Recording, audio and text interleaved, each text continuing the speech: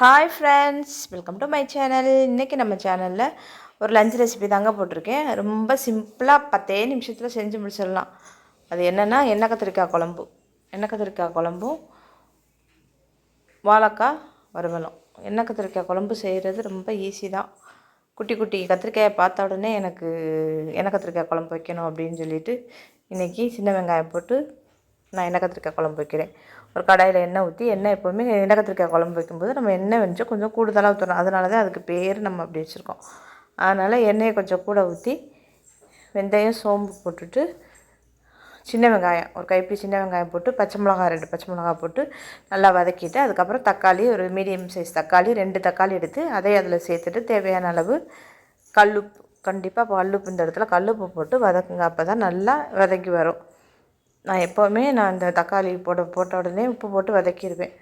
அப்போ தான் கொஞ்சமாவது தக்காளி தக்காளியெல்லாம் இங்கே வதங்குது, மிக்சியில் அடிச்சுட்டு ஊற்றுனாதான் உண்டு. சரி, இந்த மாதிரி நம்ம சட்டுன்னு செய்கிறதுனால நான் இந்த இடத்துல கல்லுப்பு போட்டு நல்லா வதக்கிக்க போகிறேன். வதக்கிட்டு நான் சின்னமாக கத்திரிக்காய், பச்சை கலர் கத்திரிக்காய் தான், சின்ன கத்திரிக்காயாக வாங்கியிருந்தேன். அதை அப்படி நான் 2 பக்கமும் கீறிட்டு நம்ம அப்படியே இதில் போட்டு எண்ணெயிலே நல்லா வதக்கணும். இப்போ கீரி எடுத்து வச்சுருக்கேன், தண்ணியில் போட்டு வச்சுருக்கேன். இப்போ தக்காளி வதங்கின ஒட்டி நம்ம அதை இதில் போட்டு நல்லா வதக்கிற வேண்டியதுதான்.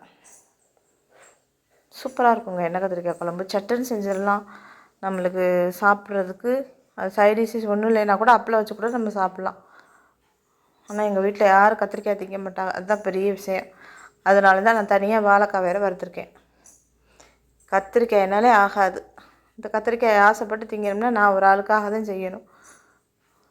குழம்பு மட்டும் ஊற்றிக்குவாங்க. கத்திரிக்காய் இதுவே அதிகம்தான், ஆளுக்கு 2 சாப்பிடுவான்ற நம்பிக்கையில் இவ்வளோ கத்திரிக்காய் போட்டு வச்சுருக்கேன். 1/4 கிலோ அளவுக்கு நான் போட்டிருக்கேன்.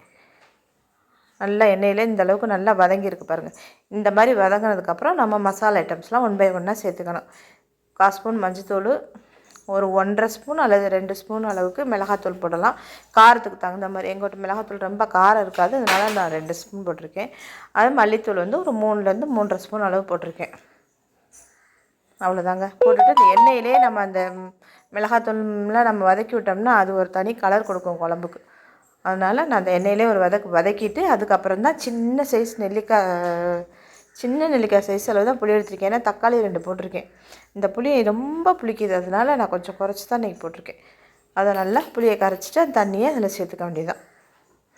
அது நல்லா சேர்த்துட்டு எவ்வளோ தண்ணி தேவையோ அதுக்கு தகுந்த மாதிரி தண்ணி ஊற்றி நம்ம ஒரு மூடியை போட்டு மூடி கொதிக்க வச்சோம்னா தான் அந்த தண்ணி வற்றி வரும்போது குழம்பு நல்லா டேஸ்டியாக இருக்கும். அதோட மசாலாலாம் அதில் பிடிக்கும். அதனால் கொஞ்சம் தண்ணியை கூட ஊற்றி அதை கொஞ்சம் வற்ற வைக்கணும். வற்ற வச்சுட்டு கடைசியில் இறக்கும் போது நல்லெண்ணெய் ஊற்றிக்கிட்டேன்னா இன்னும் குழம்பு நல்லா டேஸ்ட்டாக இருக்கும். இந்த குழம்பு நல்லெண்ணெயிலே வச்சாலும் நல்லா டேஸ்ட்டு தான். நான் இன்றைக்கி நல்லெண்ணெயில் வைக்கல, நான் எப்பவும் போல் கடலை எண்ணெயிலே வச்சுட்டேன். இறக்கும்போது நம்ம நல்லெண்ணெய் கொஞ்சம் ஊற்றி இறக்கி வச்சோம்னா சூப்பராக இருக்குங்க டேஸ்ட்டு. இதுக்கு நம்ம சாதாரணமாக ஒரு அப்பளம் பொரித்து சாப்பிட்டா கூட நல்லா தான் இருக்கும். வத்தல் அப்பளம்லாம். நான் இன்றைக்கி வாழைக்காய் வறுத்துருக்கேன். பாருங்கள் எப்படி இருக்குன்னு குழம்பு. அதே கடாயிலே நான் டக்குன்னு வாழைக்காயை வறுத்துருவோம்னு சொல்லிட்டு வறுத்துட்டேன். கொஞ்சம் கூடுதலான எண்ணெய் ஊற்றிட்டு வாழைக்காய் எப்போ ரவுண்டாக நறுக்குவேன். இன்றைக்கி இந்த ஷேப்பில் நறுக்குவோம்னு நீளம் இல்லாமல் நறுக்கியிருக்கேன். அதே கடாயில் வச்சுட்டேங்க.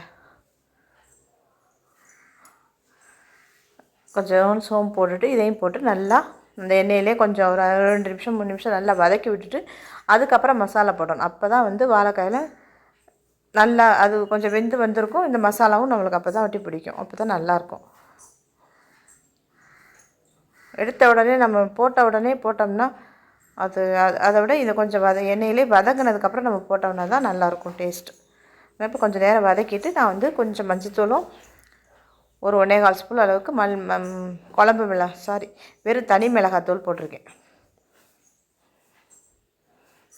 போட்டுட்டு நல்லா எல்லா இடத்துலையும் படுற அளவுக்கு நல்லா மிக்ஸ். இன்னும் உப்பு போடலை, உப்பு கொஞ்சம் அப்புறம் பார்த்துட்டு போடலாம்ட்டு நான் இதை மட்டும் மிக்ஸ் பண்ணிவிட்டு லேசாக ஒரு 5 நிமிஷம் மட்டும் ஒரு மூடியை போட்டு மூடி நம்ம வேக வச்சோம்னா அந்த ஆவியில் நல்லா காய் வெந்துடும்.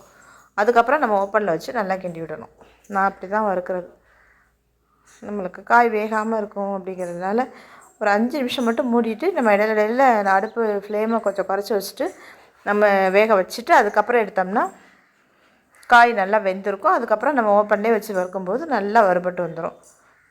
சூப்பராக இருக்கும், பார்க்குறதுக்கும் நல்லாயிருக்கும், சாப்பிட்றதுக்கும் செம்ம டேஸ்டியாக இருக்கும். சட்டியில் ஏன்னா எங்கள் அடுப்பு ரொம்ப இந்த பெரிய அடுப்பில் போட்டுட்டோன்னா அது சட்டியில் பிடிக்க ஆரம்பிச்சிச்சு. இந்த மாதிரி நல்லா வறுத்ததுக்கப்புறம் கொஞ்சம் தேவையான அளவு ஒரு சின்ன ஸ்பூனில் 1 ஸ்பூன் அளவுக்கு பவுடர் சால்ட்டு சேர்த்துருக்கேன். சேர்த்துட்டு நல்லா மிக்ஸ் பண்ணிவிட்டு நல்லா பரப்பி விட்டுட்டோம்னா இன்னும் கொஞ்சம் நேரம் கிடக்கும். ஒன்று உங்களுக்கு தெரியுதா, பெருசாக நம்ம நறுக்கிறது ஒரே சேஃபில் நறுக்கலைன்னா அது வேகாது, அது ஒரு மாதிரி இருக்கும். அதனால் அந்த மாதிரி இருந்ததுன்னா அதை நீங்கள் 2ஆக உடச்சி விட்டுட்டீங்கன்னா டக்குன்னு வெந்துடும். இவ்வளோதாங்க, ரொம்ப ஈஸி தான். இது எவ்வளோ நேரம் ஆகும்? இது 2 அடுப்பில் நம்ம செஞ்சோம்னா சட்டுன்னு வேலை முடிஞ்சிடும். 10 நிமிஷம்தான். கடைசியில் பூண்டு தட்டிட்டு போடணும், தோலோடு தட்டிட்டு போட்டோம்னா, ஏன்னா இது வாய்வாயிட்டோங்கிறதுனால பூண்டு கண்டிப்பாக போடணும். போட்டுட்டு நல்லா 2 மிக்ஸ் பண்ணிவிட்டு நம்ம அடுப்பை ஆஃப் பண்ணிடணும். அவ்வளோதாங்க, சூப்பரான எண்ணெய் கத்திரிக்காய் குழம்பும்